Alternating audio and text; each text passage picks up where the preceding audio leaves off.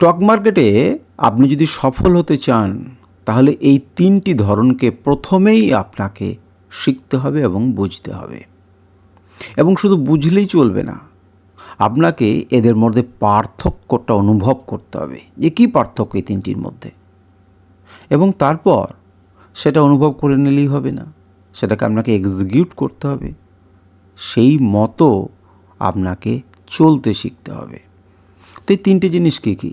এক নাম্বার হচ্ছে value investment, দ্বিতীয় নাম্বার হচ্ছে মোমেন্টাম ইনভেস্টমেন্ট এবং তৃতীয় নাম্বার হচ্ছে ট্রেডিং। জানবেন এই তিনটি জিনিস কিন্তু আলাদা আলাদা। ভ্যালু ইনভেস্টমেন্ট, মোমেন্টাম ইনভেস্টমেন্ট এবং ট্রেডিং, এই তিনটি কিন্তু আলাদা বিষয়। এরা কি সেটাকে জানুন এবং এদের মধ্যে পার্থক্য কী সেটাকে বোঝার চেষ্টা করুন। আপনি যদি কয়েক বছর স্টক মার্কেটে কাটিয়েছেন বা শেয়ার মার্কেটে শেয়ার কেনাবেচা করেছেন, তাহলে এদের তিনটিকেই হয়তো আপনি করে থাকতে পারেন।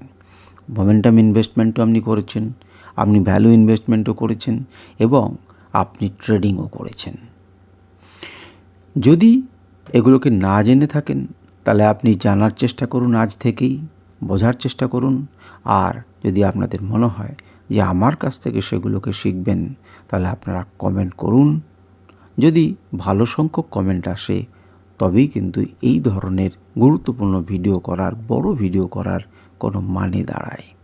সুতরাং আপনারা চাইলে পরে করতে থাকুন, আর নইলে আপনারা নিজেরা শেখার চেষ্টা করুন যে ভ্যালু ইনভেস্টমেন্ট কী, মোমেন্টাম ইনভেস্টমেন্ট কী এবং ট্রেডিং কী।